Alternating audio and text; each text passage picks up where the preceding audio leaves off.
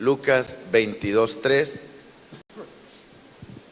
Entonces entró Satanás en Judas, uno de los 12, al que llamaban Iscariote.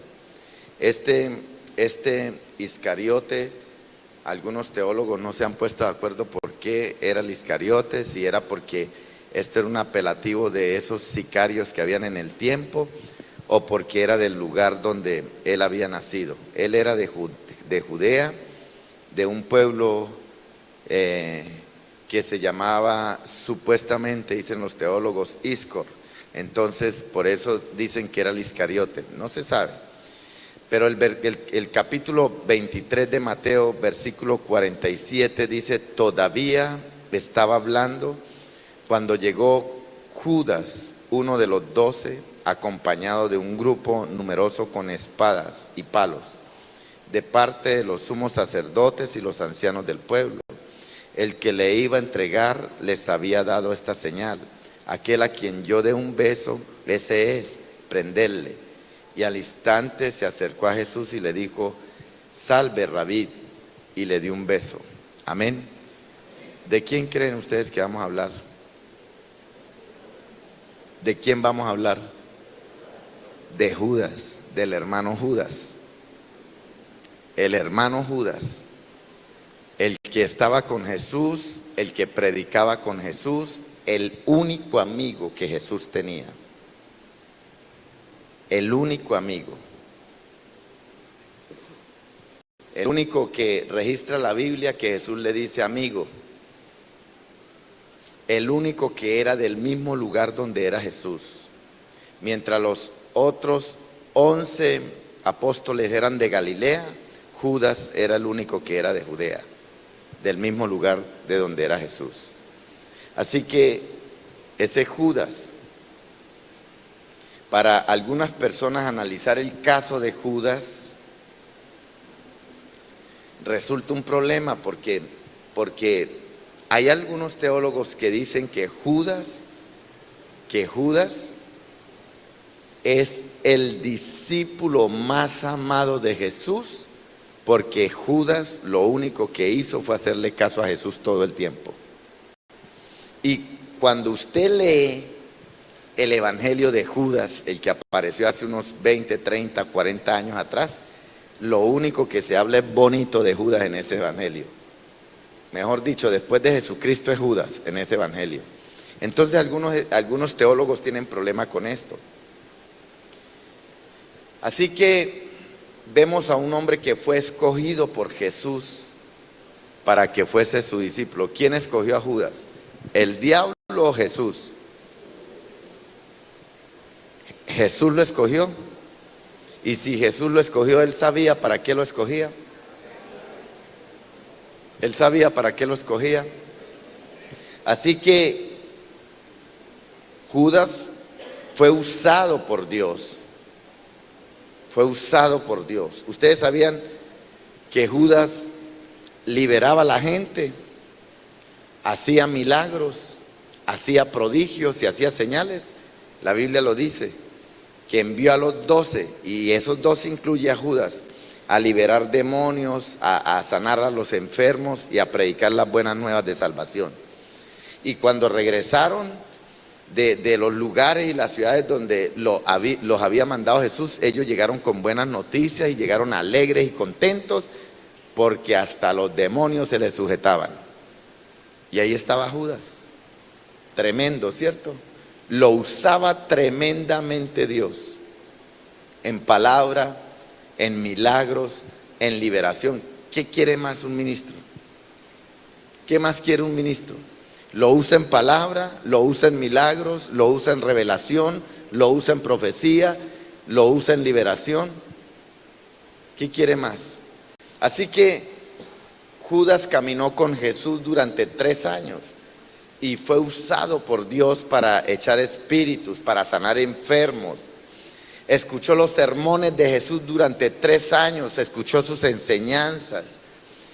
Escuchó las enseñanzas en contra de la lujuria, de la codicia, de la dureza del corazón.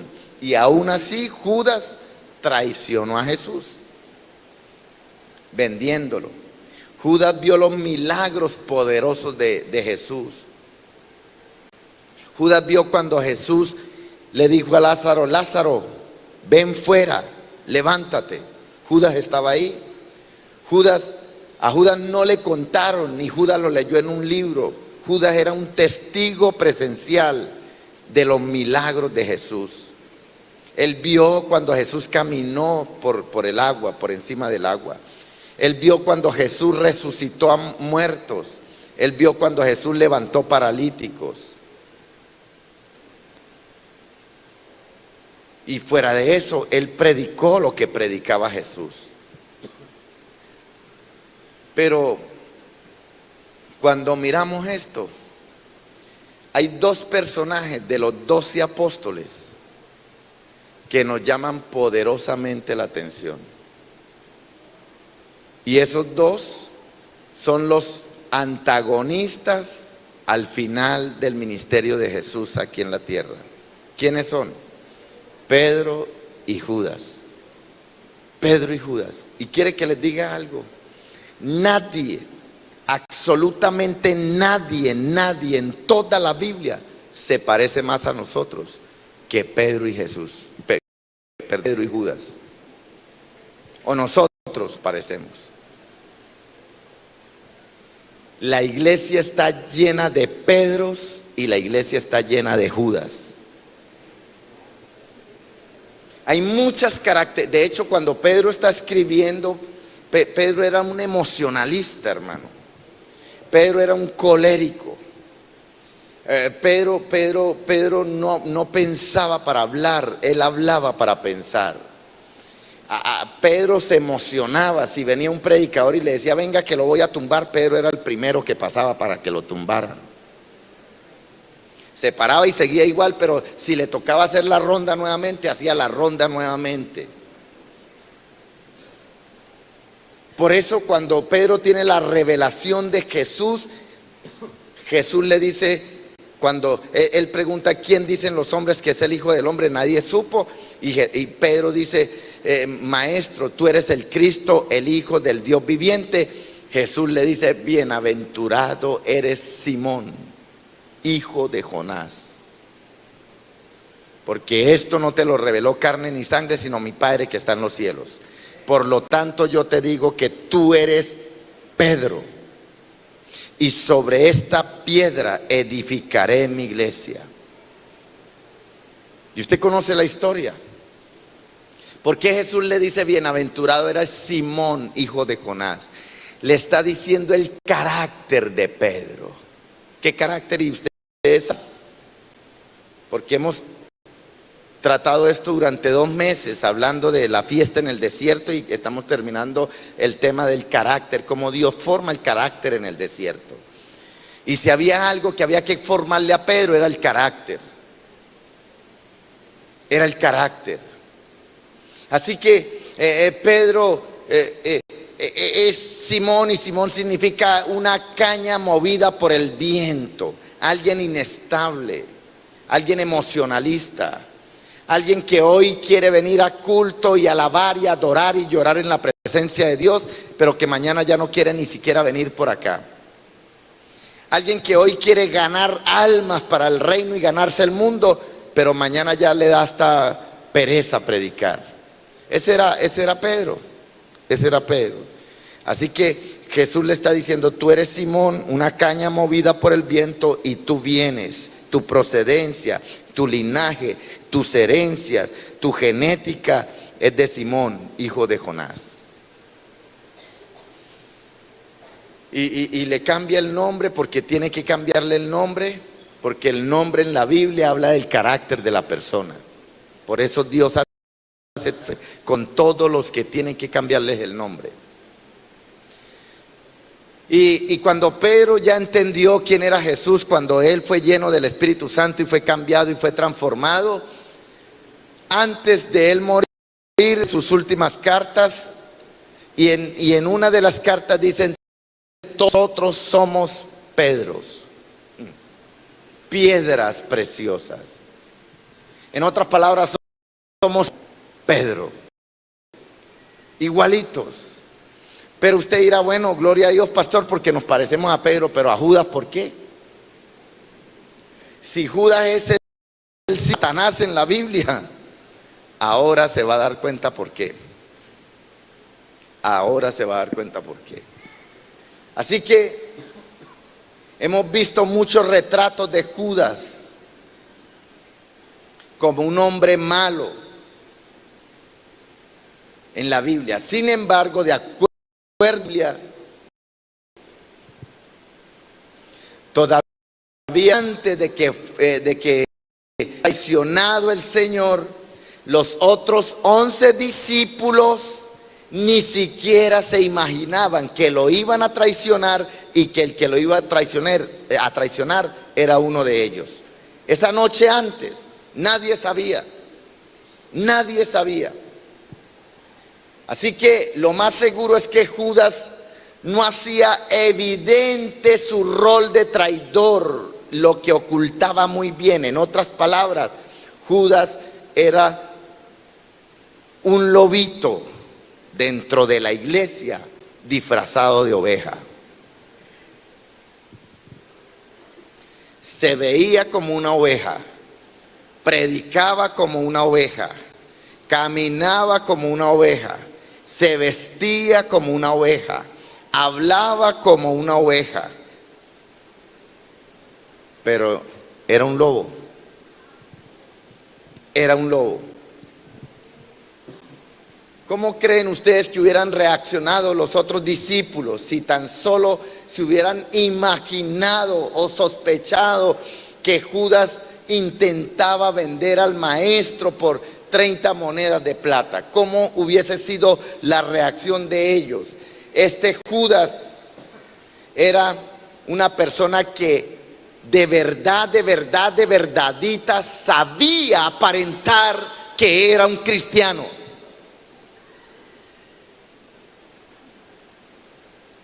Sabía aparentar que era un cristiano, pero en realidad era un diablo.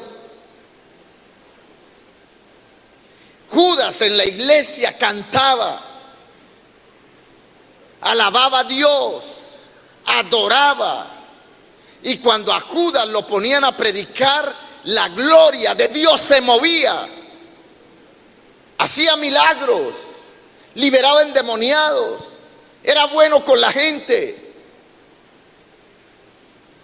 Pero cuando Judas estaba en la casa, trataba mal a la esposa, la insultaba, era un atarbán, era un grosero, era un mentiroso, pura fachada.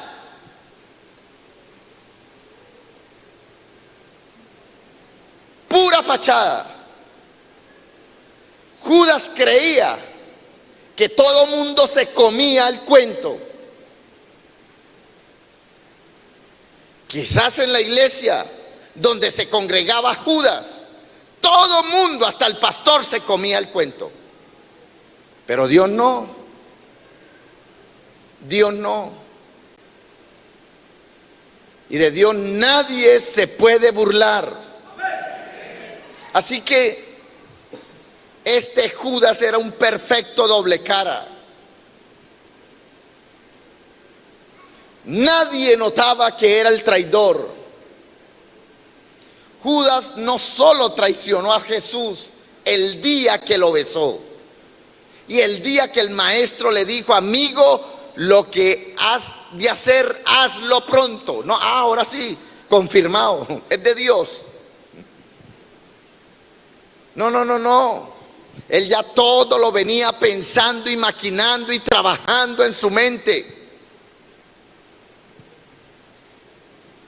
Hace tiempo que este hombre venía siendo tentado y cayendo en la tentación, y lo peor era que no hacía nada para detenerse.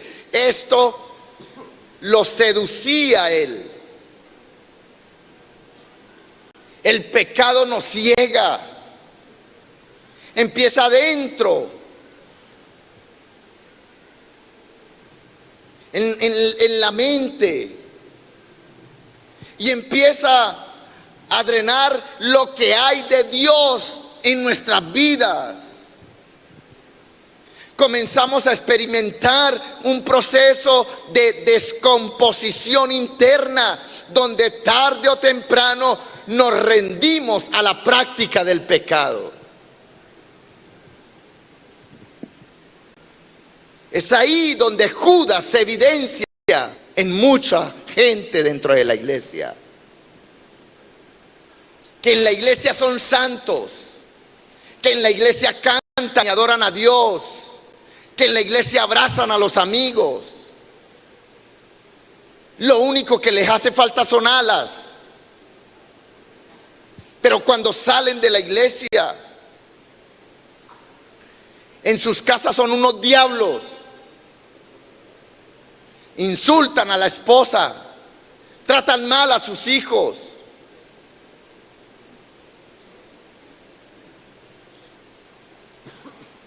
Tienen problemas cuando se trata de dinero. Ellos no pueden concebir que cómo así, que es que hay que traer una ofrenda, que hay que traer diezmo a la iglesia. ¿Y por qué? Si esa plata es mía, yo me la he ganado. Porque el espíritu de Judas. Y el espíritu de Judas es quien los controla. Y comienzan a justificarse. No, es que esto no es del nuevo, que esto es del antiguo, que es que antes, que es que los diezmos era el trigo, que era la cebada, que eran los granos, que eso eran los diezmos, que era para las viudas. Y comienzan a justificar de donde no hay justificación de nada. Porque en ellos está el espíritu de Judas. ¿Cuál era el espíritu de Judas? ¿Cómo se llama? Codicia. El mismo espíritu de Balaán, la codicia. ¿Qué fue lo que hizo que Judas entregara al maestro? La codicia. La codicia. Vendemos a jornada. Ya las cosas terrenales empiezan a ser prioritarias en nuestras vidas por encima de las cosas espirituales. Y comenzamos a hacer trueques con Dios. ¿Qué es esto, hermano? Comenzamos hasta a cambalachar los cultos. ¿Qué cosa? Ayer decíamos, cada vez que hay cena, el domingo baja la asistencia. Porque comienzan a hacer trueques espirituales con Dios. Perdóneme, pero eso es ofensivo para Dios. Eso es ofensivo. Porque lo terrenal se vuelve más importante que lo espiritual. Nuestros principios entran en negociaciones. Ya lo malo no es tan malo. Las cosas que antes desechábamos ahora son más pasables, son tolerables. Ayer decíamos que hay tanta tolerancia en el evangelio hoy en día, que yo por ahí mandé un video al grupo del BEA de los 5 pastores más terribles que hay en el mundo ahora. Pastores evangélicos. Pero la que más me llamó la atención de esos 5 es que por allá en Canadá hay una pastora de una mega iglesia poderosa y famosa en Canadá, una pastora. ¿Te dio cuenta que ella es atea? Soy atea, no creo en Dios, no creo en la Biblia, no creo en Cristo y me gustan las mujeres. Pero eso no... Yo digo, no, pues esto es lo que el Señor dijo que iba a pasar en los últimos tiempos. Pero ¿sabe qué es lo que me llamó la atención? Que la iglesia le dijo, oh, gloria a Dios, pastora, porque usted es muy sincera, pero síganos pastoreando. No importa, te queremos atea, te amamos lesbiana, te amamos como sea. Siga siendo nuestra pastora. Y ahí está pastoreando la iglesia, busque eso. Ahí está, ¿cómo le parece, pastor? Atea, en contra de Dios, pero es la pastora de la iglesia y lesbiana, ahora tiene esposa. Evangélica, porque ahora hay muchas cosas normales. La iglesia se ha secularizado, hermanos. En vez de nosotros ganarnos el mundo se metió en la iglesia, se nos metió el caballo de Troya y no nos dimos cuenta qué horas. Todo es normal, todo es producto de andar junto a Judas, pero no al lado de Jesús, o no en Jesús.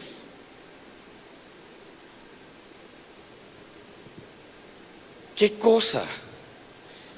El pecado nos enreda hasta el punto de esclavizarnos y ponernos a su merced. ¿Qué es lo que estamos haciendo o qué es lo que estamos dejando más bien de hacer? Que nos está robando la esencia de lo que somos en Dios.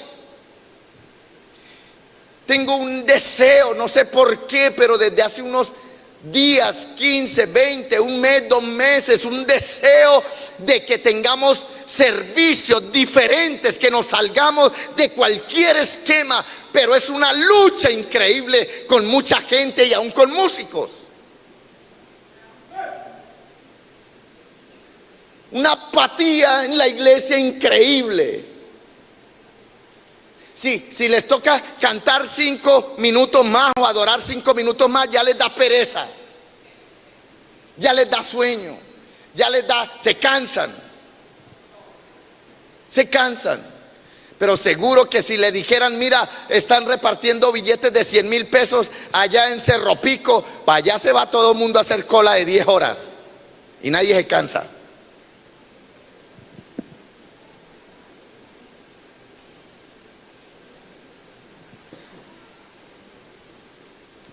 ¿Cuáles eran las características de Judas? Pasividad. ¿Sabe qué es lo que uno ve en la iglesia cuando algunos están adorando ahí? Señor, qué cosa, Dios, qué presencia, qué gozo. El viernes estuvimos acá y créame, hermano, perdónenme, pero había gente esperando, bueno, ya, acabe con esto, dé la bendición porque me voy. Aunque nos pasamos, ¿no? El viernes nos pasamos y no nos dimos cuenta. Tuvimos el culto hasta las 9:45, pero algunos salieron volando. Pero ellos siguieron adorando aquí, Dalgis y Yoxemí siguieron adorando aquí con los muchachos. Y un grupo aquí se quedó, que vive Dios en cuya presencia estoy, que si Dalgis y Yoxemí siguen adorando, hasta las 11, 12, 1 de la mañana, ese grupo se hubiera quedado, porque hay un anhelo, porque hay un deseo, hay una cosa de buscar de Dios algo diferente. Yo sé que Dios quiere cosas diferentes en nuestras vidas. Yo no sé cuál es el afán de salir corriendo para la casa, como si le fueran a rifar la comida o el almuerzo. ¿Cuál es el afán? Cuando el ambiente está así, hay que aprovecharlo. Yo me fui llorando para la casa, me acosté llorando y me quedé dormido llorando de lo mismo que estaba sintiendo, hermano. Agarré a Dalgis y Dalgis estaba que se derretía ahí donde estaba. Ay, no, pastor, quiero seguir. Yo le dije, si quieres vamos para la casa y sigue cantando. Ay, sí. ¿Qué cosa, hermano? Pero había un espíritu de pasividad en Judas. Aislamiento, dureza de corazón, una infidelidad voluntaria, una derrota que había en él, una ignorancia de las advertencias. El Señor le advertía y le advertía y le advertía. Durante 3 o 4 ocasiones lo hizo y pasó de agache.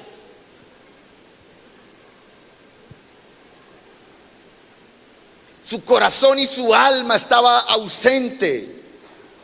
Había una deslealtad en él.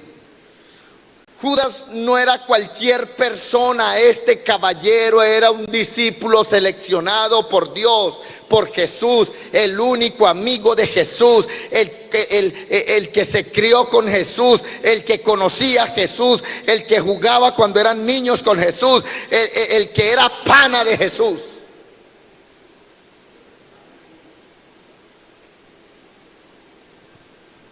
Pero fue el que lo traicionó.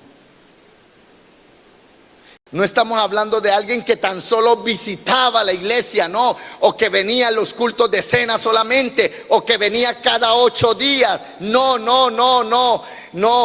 o que apenas había recibido al Señor unos 2 meses o 3 meses atrás. Es de uno que forma parte del ministerio directo de Jesús, de los 12 de Jesús, no de los 12 de César Castellano, sino de los 12 de Jesús. Es el del grupo que Jesús escogió para cambiar y para transformar el mundo. Judas robaba sin ninguna necesidad, siendo el hijo del rey, dueño de todo lo que existe. Cuando la mujer derramó el perfume, el perfume de nardo en aquel frasco de alabastro, en Jesús, él fue el único que criticó, que habló y que murmuró.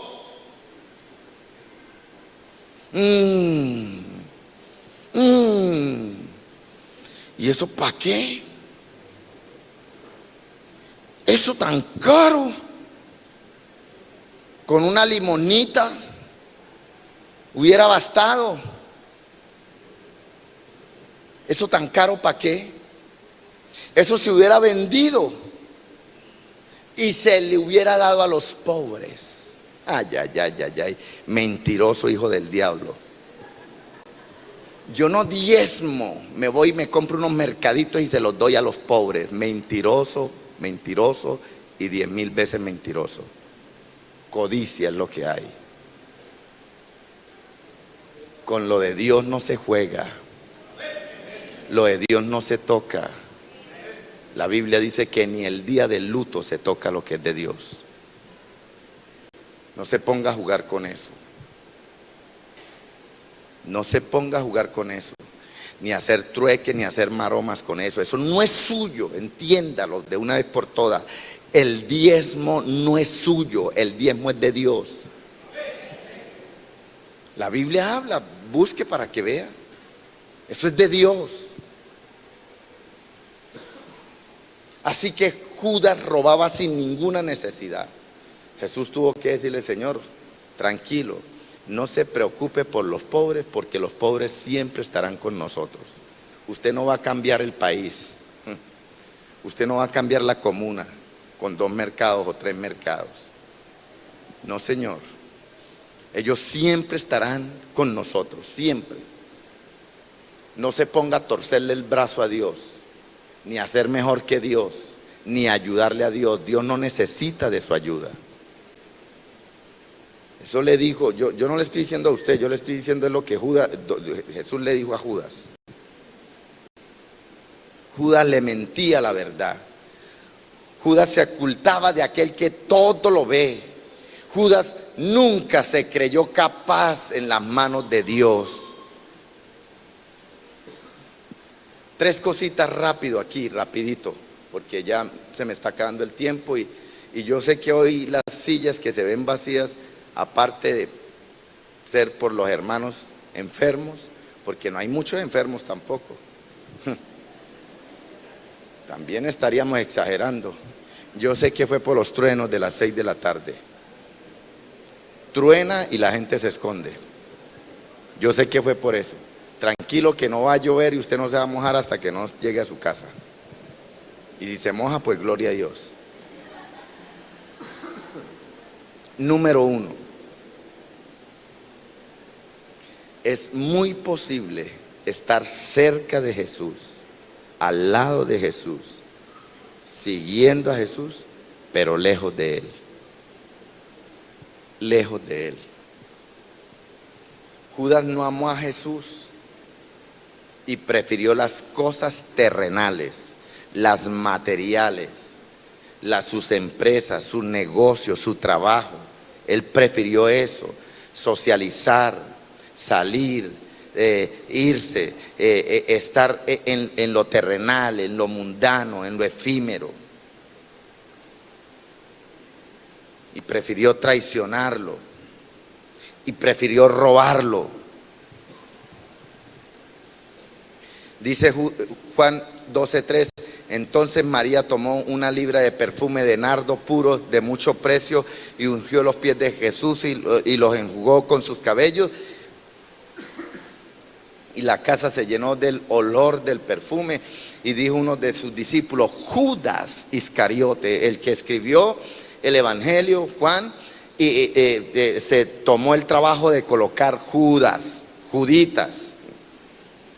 hijo de Simeón. Coloca el Iscariote porque había otro Judas en el ministerio, en los 12. Judas el Tadeo. Ese era el bueno, este es el malo, este es el avaro, este es el codicioso, este es el que roba a Dios. El que le había de entregar. ¿Por qué no fue este perfume vendido por 300 denarios y dáselo a los pobres? ¿Usted cree que Judas quería darle esa plata a los pobres? Quería meter más en la mochila y seguir robando, hermano. Uy, son como 10 millones de pesos, como 12 millones, 15 millones de pesos. No, esa platica la echamos aquí y le damos a los pobres. No, esa platica la echamos acá y le damos 1 millón a los pobres y los otros 11 para el bolsillo. Pero dijo esto no porque se cuidara de los pobres, a él no le importaban los pobres, sino porque era ladrón y teniendo la bolsa sustraía de lo que le echaban en ella.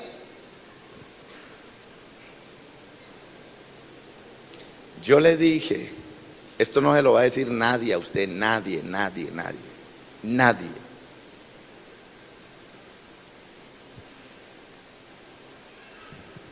Yo traía otro mensaje, pastor. Usted sabe los lunes lo que predicamos en la cena.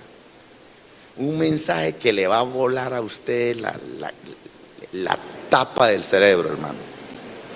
Una cosa que está codificada en la Biblia que casi nadie en la tierra lo ha visto. Y eso lo traía para hoy. El plan de Dios, se las voy a soltar ahí. Eso era lo que yo traía para hoy. El plan de Dios en los 12 primeros patriarcas de Génesis. Una cosa increíble de locos.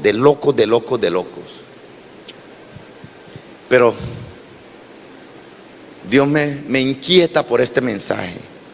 Y si Dios me inquieta por este mensaje es porque alguien necesita oírlo en este lugar. Y nadie le va a decir esto. Pero si hay 2 personajes que más se parecen a la iglesia, son Pedro y Judas. Yo le pregunto, ¿qué era Judas? ¿Un qué? Un ladrón. ¿Por qué era un ladrón? Porque le robaba a Dios, le robaba a Jesús. ¿Qué es alguien que no le diezma al Señor? ¿Qué es? Vamos, dígalo, ¿qué es? ¿Se parece a Judas o no se parece? ¿Por qué no le diezma a Jesús? ¿Por qué no le diezma a Dios? Porque hay codicia en ellos. Vuelvo y le digo, se lo sostengo y se lo repito. Nómbrenme a uno aquí en la iglesia que haya sido fiel con Dios y que Dios no lo haya bendecido hasta las medias. Nómbrenme a uno. Muéstrenmelo, sáquenmelo. Mire, pastor, este ha sido fiel con Dios, le diezma, le ofrenda, pero le va como a los perros en misa. Muéstrenme a uno. Porque yo sí le puedo mostrar 20, 30, 40 o 50 personas aquí que cuando yo llegué a este lugar no tenían nada. Algunos eran niños. Ahí está Nicolás. Nicolás, póngase de pie. ponga de pie, le da pena ponerse de pie, pero ponga de pie. Algunos no conocen a Nicolás. Este tiene cara de niño y sigue siendo un niño. ¿Cuántos años tiene Nicolás? 25. Era un niño, un peladito cuando yo lo conocí. Tenía 14 años quizás. Un peladito. Gracias, Nicolás. ¿Qué podía tener Nicolás siendo un peladito de 14 años? Aparte de piojos, ¿qué más tenía Nicolás? No, mentiras. Es tomando el pelo. Era un niño, hermano, que lo único que lo veía yo era allá en la batería, que el grupo de la iglesia era Nicolás, Eder, Dalgis y el primo suyo, Gino. Ese era el grupo de la iglesia. ¿Y quién? No, Juan Carlos se unieron después, pero primero estaban ellos. Cristian, puros niñitos. Hermano,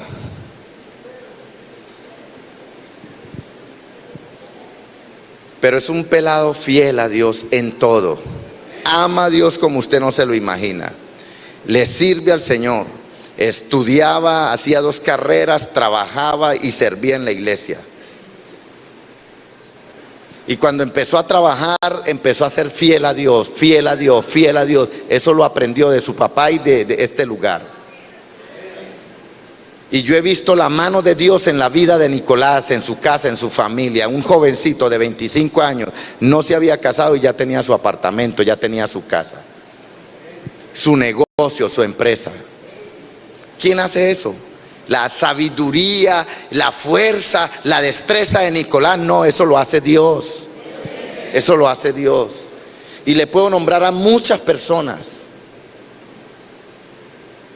Pero yo quiero que usted me nombre a alguien. Que diga, no, mire pastor, este es diezmador, este es ofrendador, este sirve en la iglesia y le va. No hay uno, hermano, no conozco a uno. Por eso cuando uno no le da a Dios lo que es de Dios, cuando uno no le diezma a Dios, uno se convierte en un ladrón y Dios no puede bendecir a los ladrones. No lo hace, hermano. Van a vivir como los israelitas en el desierto, viviendo al día, colando y pasando. Si hay para frijoles, no hay para voladores. Colando y pasando. Así que no estaba realmente interesado en lo que el maestro enseñaba. Lo que Judas creía en esencia no era muy diferente a lo que hoy se conoce como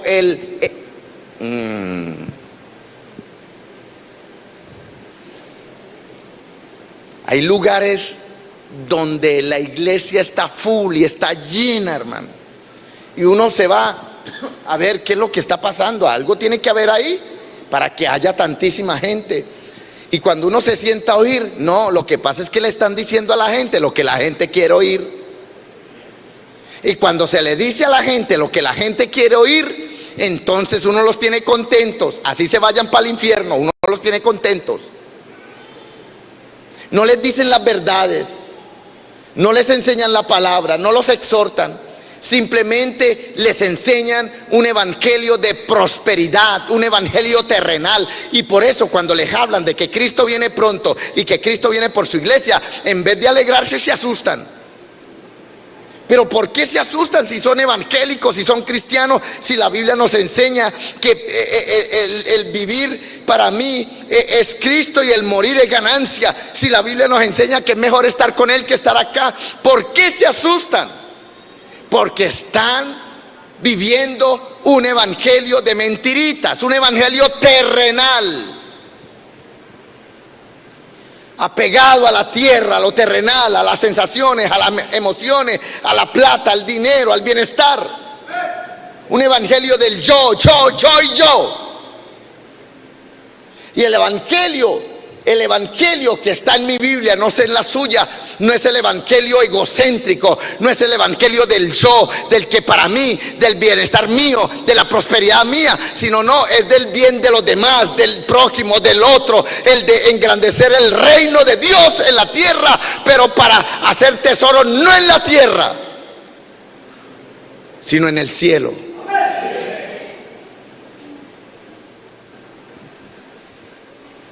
Un día invité a una pastora que fuera conmigo a una mega iglesia por allá.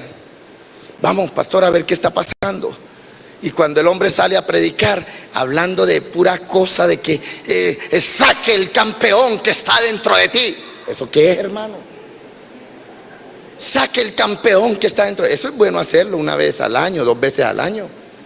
Pero todo el tiempo diciéndole esto a la gente, mintiéndoles a la gente. Vamos, que Dios lo va a bendecir, lo va a prosperar, lo va a hacer millonario, lo va a hacer empresario, lo va a hacer rico. Eso le gusta a la gente aplaude con eso. Pero si no, ¿sabe qué dice la Biblia? Hijitos, en el mundo tendréis aflicción, pero confiad porque yo he vencido al mundo. Y cuando él está predicando eso, la pastora se para y le digo, ¿qué pasó, pastora? No, mijo, vámonos. ¿Qué pasó, pastora? Yo sabía, vámonos, esto es pura tierra, me decía ella, pura tierra. ¿Quién va a querer irse para el cielo así? ¿Quién va a querer que Cristo venga?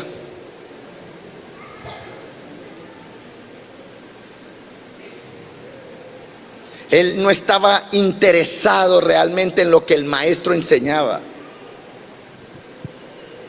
Judas creía en esencia, o lo que él creía en esencia no era muy diferente a lo que se conoce hoy como el evangelio de la prosperidad. Quería a Cristo como un medio para su fin personal, para su propio beneficio, para su propio orgullo, y por eso era su seguidor, por eso iba a la iglesia, por eso lo seguía. El apóstol Pablo le dijo a los Gálatas: estoy tan maravillado con vosotros, que tan pronto os hayáis alejado del que os llamó por la gracia de Cristo para seguir un evangelio diferente. No es que haya otro evangelio, sino que hay algunos que os perturban y quieren pervertir el verdadero evangelio de Cristo.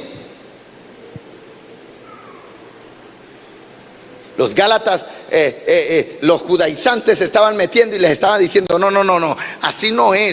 Hay que hacer esto, hay que circuncidarse, hay que guardar el sábado, hay que hacer lo otro, y así vamos a ser bendecidos, así vamos a tener la bendición. Y el apóstol Pablo les dice: mire, ¿quién los fascinó? ¿Quién los enredó? Les dice: ¿quién los enredó a ustedes predicándoles un evangelio diferente? ¿Quién les dijo que las cosas eran así?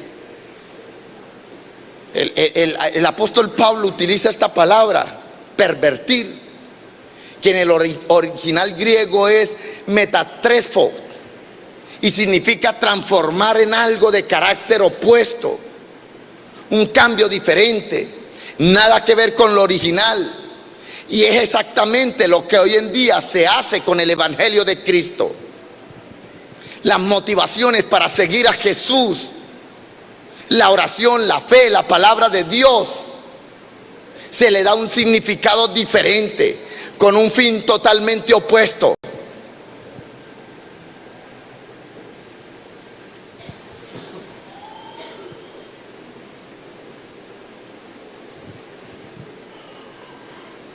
Marcos 1:14 dice: después que Juan fue encarcelado, Jesús vino a Galilea predicando el evangelio del reino de Dios, diciendo: el tiempo se ha cumplido y el reino de Dios se ha acercado, arrepentidos y creed en el evangelio del reino. ¿Cómo podemos nosotros ver y corroborar esto?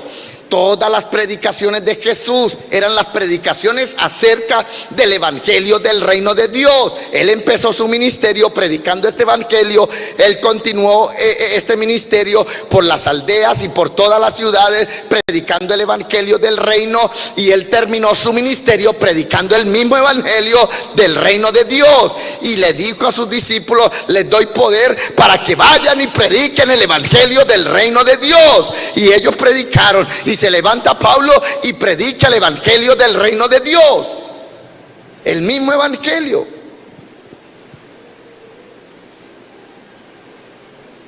Hoy vemos un evangelio diferente, con motivaciones diferentes, enfocadas en el materialismo y en el bienestar del yo, del hombre. Siempre queremos es lo nuestro, lo mío. Ore por mí, bendígame a mí, deme a mí, gracias Señor por mí.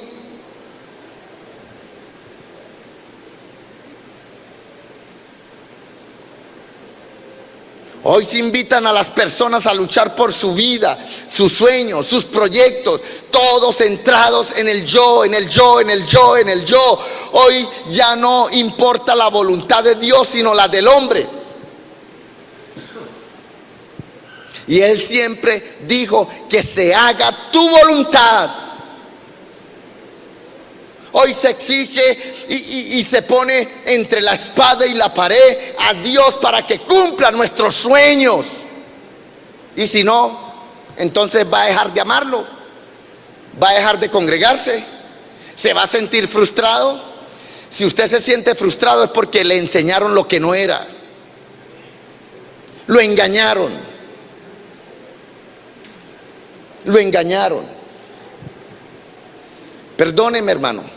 Ay, pastor, pero entonces ¿qué? Entonces ¿qué? Entonces Dios no me va a bendecir, Dios no me va a prosperar, Dios no me va a dar, Dios no me va... Sí, Dios le puede dar todo eso, pero eso es añadidura para Dios. Eso no es la prioridad de Dios.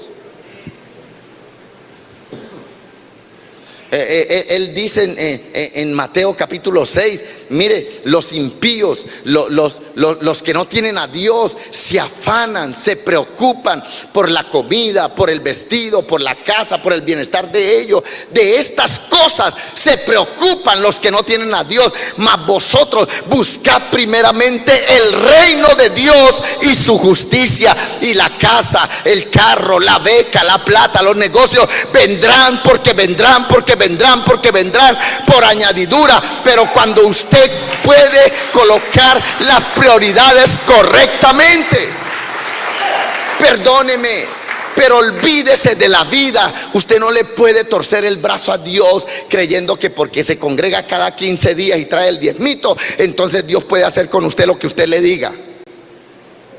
No, señor, así no funciona. Así no funciona. Dios necesita de usted y de mí una entrega total. Que Él sea la prioridad para nosotros. Que Él sea el que gobierne nuestros corazones. Que Él sea el que reine en nuestros corazones. Que Él ocupe en este corazón el primer lugar. Pero llega a Chinácota, una fiesta, y nos vamos para Chinácota, el culto, la iglesia, todos los domingos hay iglesia. ¿A dónde está el primer lugar? No puede venir primero a culto y después se va para Chinácota. Nos vamos para el río, el domingo nos vamos para el río. ¿Y Dios? ¿A dónde está? ¿A dónde está? Y después queremos torcerle el brazo a Dios.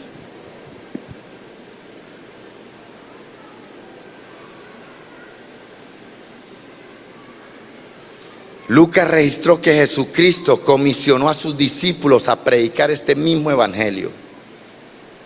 Dice Lucas 9 del 1 al 2, poco después les envió a otros 70 a predicar, llevando también el mismo mensaje del reino de Dios. Hechos 19:8 dice, establece cuál evangelio predicó el apóstol Pablo. Hechos lo muestra.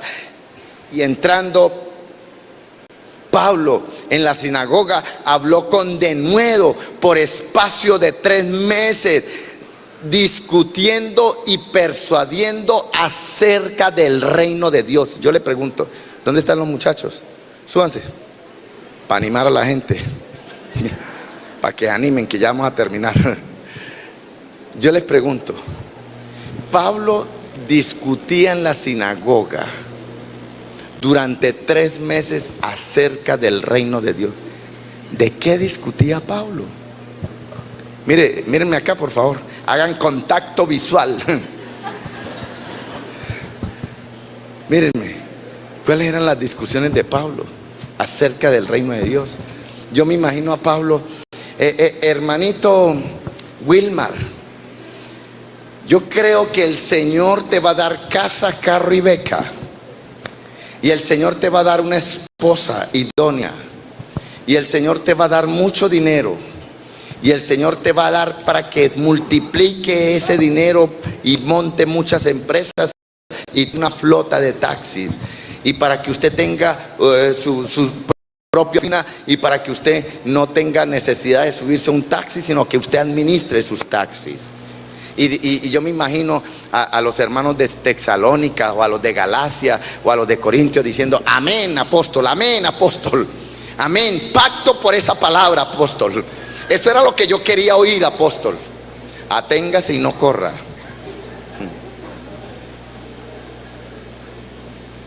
No, no, hermano, no, no, Señor. ¿Sabe qué era lo que hablaba Pablo?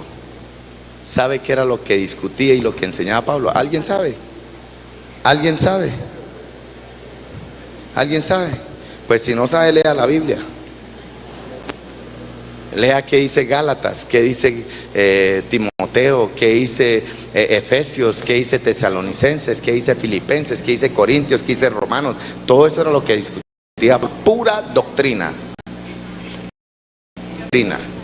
Aquí se le dice a la gente: vamos a discutir doctrina y vamos a hablar de doctrina, y llega el 20% de la iglesia, el 80% se queda, que no les interesa la doctrina, no les interesa. Así que en muchas de sus epístolas les enseñaba acerca del reino. A las congregaciones gentiles su mensaje fue siempre el mismo.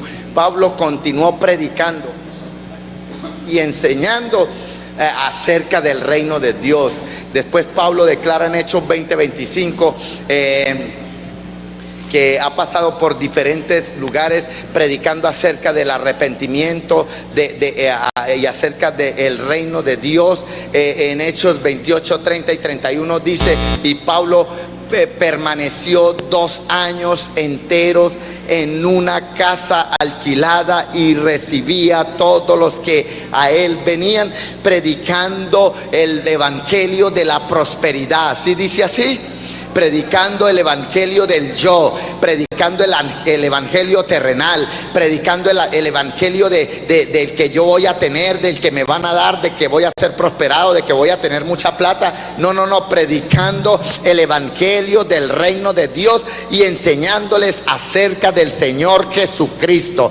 Mateo capítulo 24, el Señor en las señales antes del fin, Él dice en el versículo 14: Jesús declaró y será predicado este evangelio del reino en todo el mundo para testimonio a todas las naciones, y entonces vendrá el fin. El único evangelio que se empezó a predicar y se empezó a enseñar fue el evangelio del reino de Dios, no otro evangelio, no el evangelio del acomodado, no el evangelio de la zona del confort, no el evangelio de la prosperidad, no el evangelio de que el todo va a estar bien, no el evangelio del que todo va a salir bien. No, va a salir bien, pero también puede salir mal. Escúcheme, es más, se necesita que muchas cosas salgan mal, porque en ese salir mal, Dios lo que hace es transformarte, Dios lo que hace es tratar contigo, Dios lo que hace es formar tu carácter. Ese salir mal es el proceso de Dios, ese salir mal es el desierto de Dios yo no sé si usted me está entendiendo, pero cada vez que algo le esté saliendo mal es porque Dios lo quiere llevar para algo mejor. Cada vez que Dios lo meta a no hay, escúcheme, no hay tierra prometida, no hay bendición, no hay prosperidad sin desierto. Es necesario el desierto para que lo grande de Dios venga a tu vida. Porque si Dios te da lo grande sin desierto, tú no tienes la capacidad para administrar eso grande de Dios. Pastor, termino. Qué pena haberme quedado en la introducción, pero se nos acabó el tiempo. Pastor, pero ¿cómo así? Usted no empezó con Judas y ahora no. Es que era la introducción, pero lo que le quiero decir es que el evangelio de Judas era el evangelio terrenal.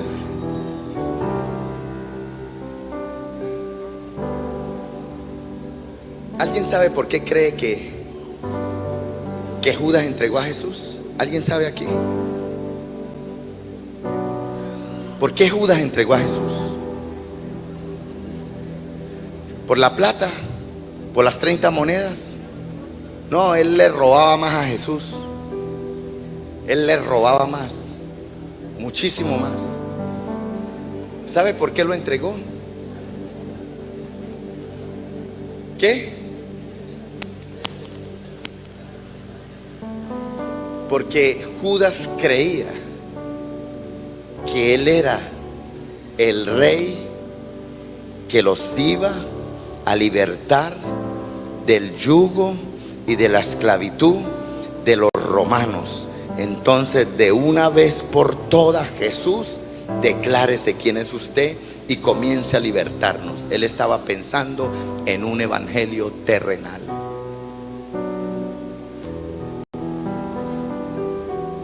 Y el evangelio del reino dice: primero es Dios y su justicia, y lo terrenal es añadidura. Cuando usted entiende eso y entiende las prioridades de Dios para su vida, entonces todo lo que haga prosperará y no tendrás que remar contra la corriente. Busque primeramente el reino de Dios y su justicia, y lo demás es simplemente las arandelas de Dios para su vida. Así que ya basta, escuchen, ya basta con ser un crispeto,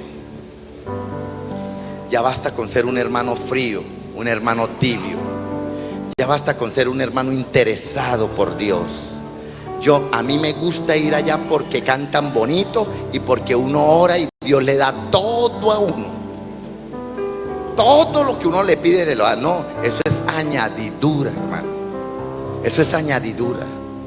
Comience a ser fiel a Dios en todo. Y si en usted está el espíritu de Judas, reprenda ese espíritu de Judas, ese espíritu de codicia, ese espíritu de ladrón. Sáquelo de su vida. No comience a hacer trueques, porque Dios no es ningún comerciante ni ninguna persona para que usted haga trueques con él y a decir: no, yo no diezmo, pero voy a comprarle 5 mercaditos o 10 mercaditos a los pobres. Una hermana, una líder, una mujer de Dios me dijo en estos días, un amigo me dijo: amiga, acompáñeme a llevarle unos mercados a los pobres. El amigo no es cristiano, ni es comprometido, ni nada con las cosas del Señor, pero le dice a la líder: acompáñeme a llevar unos mercaditos para los pobres.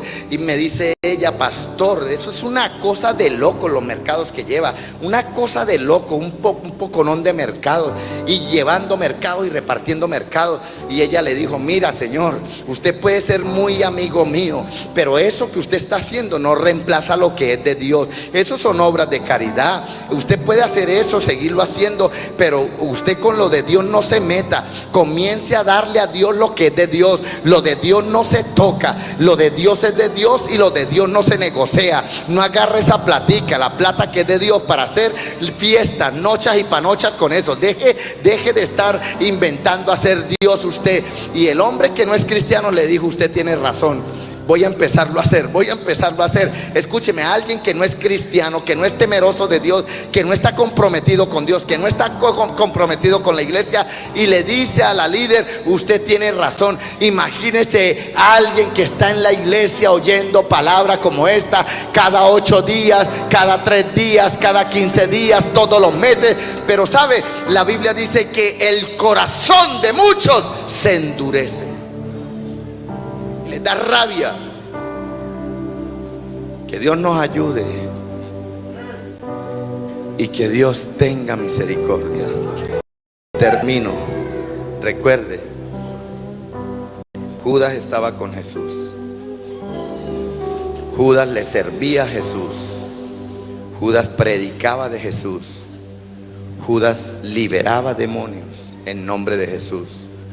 Judas sanaba a los enfermos en nombre de Jesús. Judas fue escogido por Jesús. Judas oía los mensajes de Jesús, pero Judas se fue para el infierno.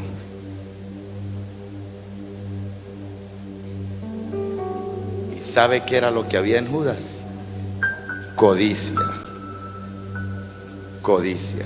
La codicia lo mató, creyendo que el evangelio era terrenal. La Biblia dice que nuestra ciudadanía no es de acá de la tierra, está en los cielos. Es de los cielos. Pertenecemos al cielo. Somos del cielo.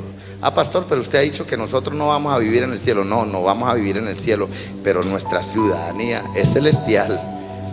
Nuestra ciudadanía no es de Estados Unidos, ni de Colombia, ni de Venezuela, chico. Nuestra ciudadanía es celestial. La chapa suya es del cielo. Cuando el Señor lo mande a la tierra a gobernar, usted se va a identificar: soy del cielo. Y la gente va a tener que hacerle la venia. Pero para que usted llegue a ese nivel, usted tiene que ser fiel con Dios acá en la tierra, en todas las cosas. Amén. Que Dios nos ayude. Gracias, Padre.